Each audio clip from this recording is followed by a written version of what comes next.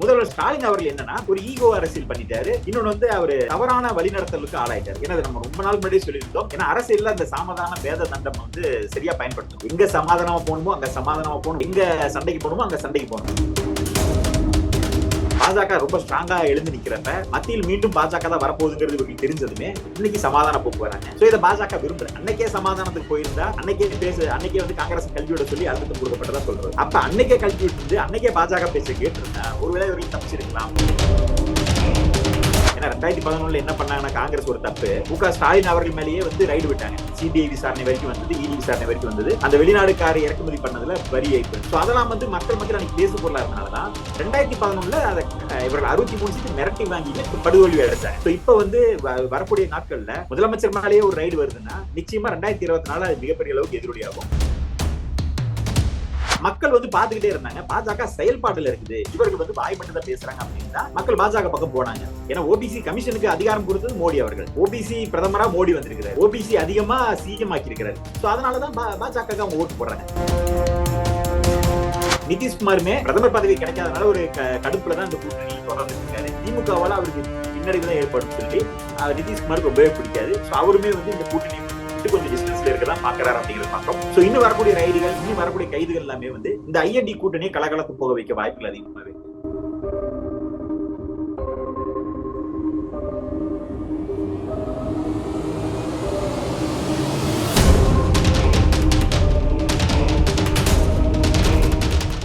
Real one voice உறவுகளுக்கு, நண்பர்களுக்கு வணக்கம். இன்று நம்மோடு இணைந்திருப்பவர் அரசியல் விமர்சகர் ரஞ்சித் குமார் அவர்கள். வணக்கம் சார். வணக்கங்க. அண்ணாமலை அவர்களை செந்தில் பாலாஜி பகைத்துக் கொண்டார், செந்தில் பாலாஜி சிறைசென்றாங்க. சட்டமன்றத்துல பொன்முடி அவர்கள் ஆளுநருக்கு எதிராக அநாகரிகமான வார்த்தைகளை பயன்படுத்தினாங்க. இப்போ வந்து பொன்முடி சிறைக்கு சென்றிருக்காங்க. இப்போ செந்தில் பாலாஜியுடைய பின்னணியில அண்ணாமலை, பொன்முடி அவர்களுடைய பின்னணியில ஆளுநர் தான் இருக்கிறார் அப்படிங்கிற கருத்துக்கள் தான் முன்வைக்கப்படுது. பார்க்கும்போது இதுவும் நிதர்சனமாக இருப்பது போலதான் தெரியுது. இல்ல அது மட்டுமே காரணம் நம்ம சொல்லிட முடியாது. இப்ப நம்ம நீங்க கேட்ட மாதிரி இத்தனை பேர் மேல வழக்குகள் இருக்கு. இந்த வழக்குகள் துரிதமாகறதுக்கு இது ஒரு கேட்டலிஸ்ட் போர்ஸா இருந்திருக்கலாம். ஏன்னா முற்று முதலுமா மறுக்கவும் முடியாது, முழுமையா நம்ம ஆமான்னு சொல்ல முடியாது. ஏன்னா இவர்கள் பின்னாடி இருந்து இயக்குனாங்கன்னு எதுவுமே நம்ம சொல்ல முடியாது. ஏன்னா இந்த வழக்குகள் இப்ப ஆளுநர் வந்து இவர் மேல ஏதாவது பொய்யா வழக்கு போட சொல்லி அவரு அழுத்தம் கொடுத்தாராங்கிறது இல்லை. ஏன்னா இந்த வழக்கு ஏற்கனவே இருந்தது, 2011 காலகட்டத்தில இருந்தே இருக்குது. இவர் விடுவிக்கவும் பட்டாரு. அப்புறம் இந்த நீதிபதி வந்து இந்த இன்டர்பிரேஷன் கொடுத்திருக்கிறாரு. நீங்க அமைச்சரா இருந்தப்பதான் இப்ப சம்பாதிச்சிருக்கிறீங்க, அமைச்சரா இருந்தப்பதான் உங்களுக்கு சொத்து அதிகமா கிடைச்சிருக்குது, அப்ப நீங்க தான் பொறுப்பு அப்படிங்கறத கொடுத்திருக்காரு. சோ இதுக்கு பின்னாடி அரசியல் இருக்கா அப்படிங்கிறது வந்து ஆதாரப்பூர்வமா சொல்ல முடியாது, அப்படிதான் பார்க்கப்படும். ஏன்னா நம்ம சொன்ன மாதிரி நீங்க இவர் செந்தில் பாலாஜி அவர்கள் வந்து அண்ணாமலை அவர்களோட தீவிரமா மோதல் போக்கில் இருந்தாரு. அதனால அவர் கைது செய்யப்பட்டு சிறையில் அடைக்கப்பட்டிருக்காரு. இப்ப இவர் பாத்தீங்கன்னா இந்த சான்சலர் பதவியை பறிக்கிறதுக்கு மோதிட்டு இருந்தாரு, ஆளுநரோட ரொம்ப மோதல் போக்கை வச்சுக்கிட்டு இருந்தாரு. குறிப்பா இந்த 10 பில்லுக்கு கையெழுத்து போட்டாகணும்னு ரொம்ப நெருக்கடி கொடுத்து பார்த்தாங்க. ஆனால் நம்ம அதையுமே அன்னைக்கு சொல்லியிருந்தோம், ஆளுநர் நிச்சயமா கையெழுத்து போட மாட்டாரு, பிரசிடென்ட்டுக்கு தான் அனுப்புவாரு. நீங்க நெருக்கடி கொடுத்தீங்கன்னா அவர் என்ன பண்ணுவாரு, பால தூக்கி அந்த பக்கம் போட்டு அவர்கிட்ட இருந்து நீங்க பறிக்க பாக்குறீங்க. அவர் என்ன பாக்குறாரு, முடிஞ்ச அளவுக்கு கைக்குள்ள வச்சு பாக்குறாரு. நீங்க அவர்கிட்ட இருந்து ஃபோர்ஸ் பண்ணி பறிக்க பார்க்கும்பொழுது அவர் பால தூக்கி உங்களோட பெரிய அதிகாரிகிட்ட கொடுத்தாரு. இப்ப பிரசிடென்ட் கிட்ட கொடுத்துட்டாங்க.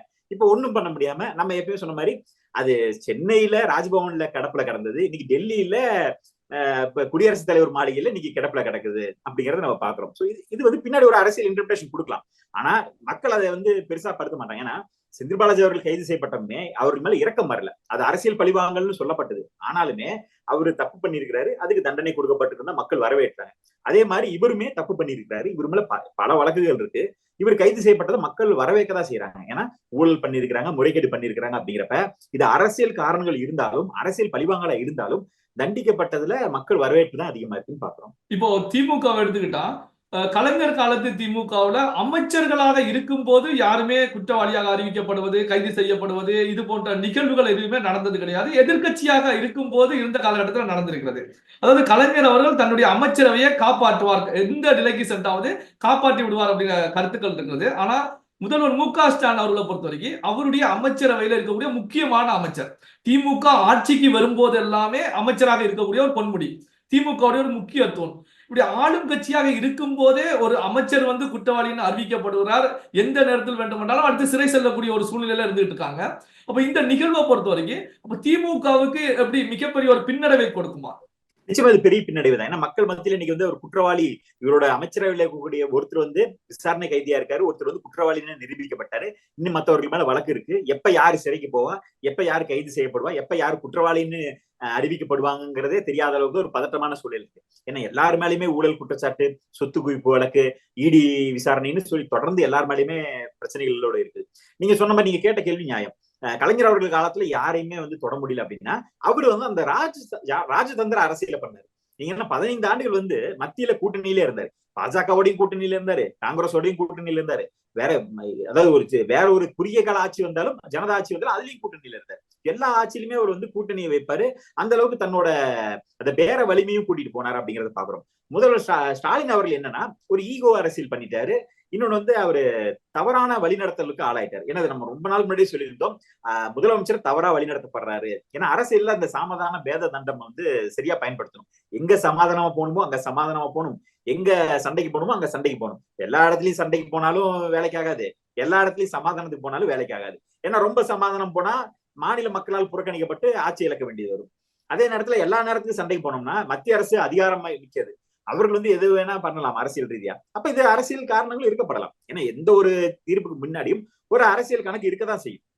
அதை நம்ம முற்று முழுமா மறுக்கவே முடியாது. இதற்கு பின்னாடி மத்திய பாஜக இருந்திருக்கலாம், மத்திய அரசு அழுத்தம் கொடுக்கப்பட்டிருக்கலாம், ஆளுநர் ஏதாவது சொல்லியிருக்கலாம், எல்லாமே இருக்கலாம். நீதிபதிகள்கிட்ட ஏதாவது பேச்சுவார்த்தை நடந்திருக்கலாம், அவர்கள் இது தீர்ப்பை சீக்கிரமா கொடுக்கறதுக்காக கொடுத்திருக்கலாம். பொய் வழக்குன்னு நம்ம சொல்ல முடியாது, ஊர்ஜிதமாவும் சொல்ல முடியாது. ஆனா ஒரு அழுத்தம் இருந்திருக்கலாம், ஒரு எக்ஸ்டர்னல் பிரஷர் வந்திருக்கலாம், இல்ல ஒரு ரெக்வஸ்ட் வந்திருக்கலாம். ஏன்னா இப்ப நம்ம சொன்ன மாதிரி இவர் ஆளுநரோட மோதினார் அப்படிங்கிறப்ப அதோட பொருத்தி பார்க்கதான் செய்யப்படும்.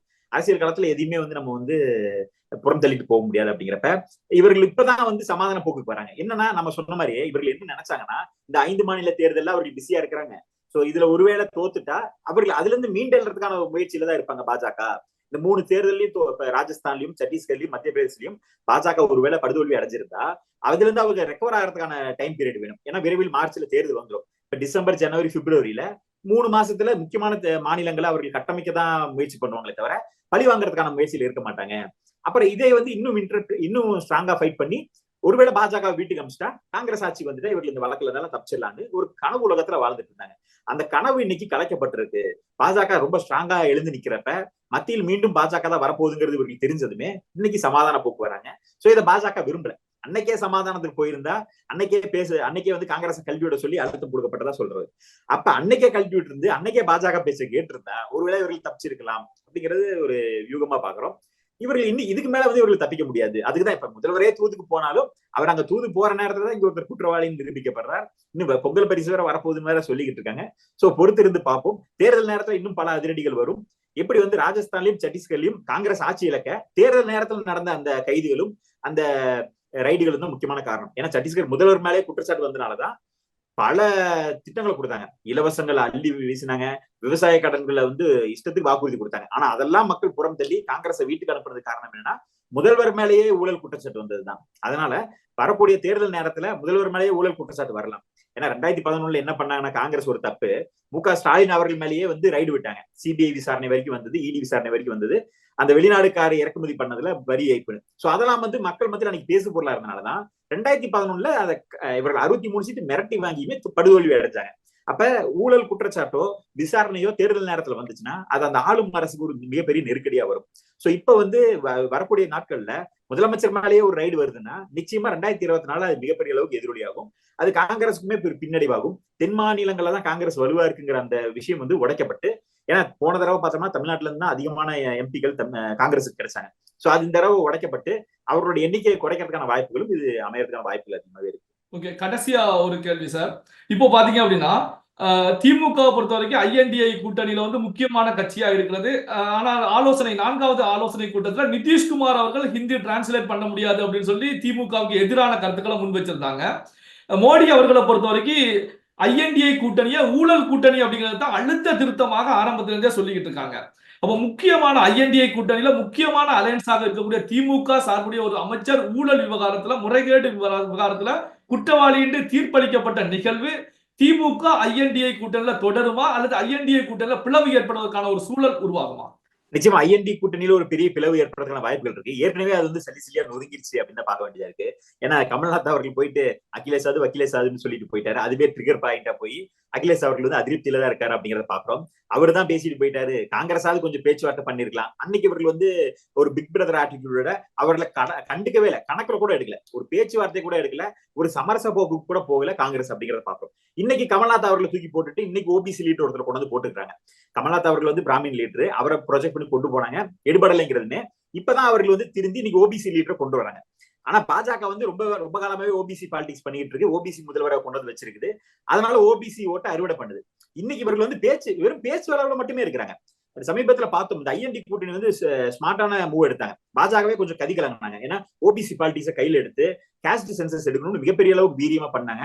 இந்த பீகார்ல கேஸ்ட் சர்வே எடுத்தது வந்து பெரிய பூஸ்டா அமைஞ்சது. ஆனா மக்கள் வந்து பாத்துக்கிட்டே இருந்தாங்க, பாஜக செயல்பாடுல இருக்குது, இவர்கள் வந்து வாய் மட்டும் தான் பேசுறாங்க அப்படின்னு தான் மக்கள் பாஜக பக்கம் போனாங்க. ஏன்னா ஓபிசி கமிஷனுக்கு அதிகாரம் கொடுத்தது மோடி அவர்கள், ஓபிசி பிரதமரா மோடி வந்திருக்கிறாரு, ஓபிசி அதிகமா சிஎம் ஆக்கி இருக்கிறாரு. சோ அதனாலதான் பாஜக அவங்க ஓட்டு போடுறாங்க. இப்பதான் வந்து பேசினா மட்டும் போதாது, செயல்லையும் வரணும்ட்டு மத்திய பிரதேசத்துல அந்த கமல்நாத் அவர்களை தூக்கி போட்டுட்டு, அவரால்தான் அகிலேஷோட பிரச்சனை வந்துச்சு, அவரால்தான் அங்க தோத்துட்டோம், அதனால ஓபிசி லீடரை போட்டு இன்னைக்கு ஒரு அரசியல் பண்றாங்க. சோ இப்ப வந்து இந்த பேட்சப் ஒர்க்ல போறாங்க. ஆனா அது நிச்சயமா எடுபடாது. ஏன்னா அரவிந்த் கெஜ்ரிவால் அவர்களும் பார்த்தோம்னா தனிச்சு நிக்கதான் விரும்புறாரு. பஞ்சாப்லயும் டெல்லியிலயும் அவர் விட்டு கொடுக்க தயாரா இல்ல. காங்கிரஸ் எங்க வலுவா இருக்கோ அங்க வேணா 4 சீட்டு கொடுங்க, நாங்க நிக்கிறோம்னு தான் கெஜ்ரிவால் கேட்கிறாரு. எங்க கிட்ட கேட்காதீங்க, நீங்க வேணா கொடுங்க அப்படின்னு அவரு கேட்கிறாரு. மம்தாவும் வெஸ்ட் பெங்கால விட்டு கொடுக்க தயாரா இல்ல. சோ அவங்க 2 பேருமே ஒரு உளவாளியா தான் உள்ள வந்து பாக்குறாங்க. இவர்கள் என்னதான் பேசுறாங்க, என்னதான் பண்றாங்கன்னு பாப்போம் அப்படின்னு தான் பாக்குறாங்களே தவிர இந்த கூட்டணியில அவர்களுக்கு பெரிய விருப்பம் கிடையாது. நிதிஷ்குமாருமே பிரதமர் பதவி கிடைக்காதனால ஒரு கடுப்புலதான் இந்த கூட்டணியில தொடர்ந்துட்டு இருக்காரு. திமுகவா அவருக்கு என்னைக்குமே பிடிக்காது, அவர் அறவே திமுக அவருக்கு பிடிக்காது. ஏன்னா திமுகவினர் வந்து பீகாரிகளை வந்து ரொம்ப மோசமா நடத்துவாங்க, பீகார் மக்கள் வந்து ரொம்ப கேவலமா பேசியிருக்கிறாங்க. அதனால அவருக்கு திமுகவால அவருக்கு பின்னடைவு தான் ஏற்படும் சொல்லி நிதிஷ்குமாருக்கு ரொம்பவே பிடிக்காது. சோ அவருமே வந்து இந்த கூட்டணியை விட்டு கொஞ்சம் டிஸ்டன்ஸ்ல இருக்கதான் பாக்குறாரு அப்படிங்கறத பாக்குறோம். சோ இன்னும் வரக்கூடிய ரைடுகள், இன்னும் வரக்கூடிய கைதுகள் எல்லாமே வந்து இந்த ஐஎன்டி கூட்டணியை கலகலத்து போக வைக்க வாய்ப்புகள் அதிகமாகவே இருக்கு. பல்வேறு முக்கியமான தகவல்களை பகிர்ந்து கொண்டதற்கு நன்றி சார். நன்றிங்க.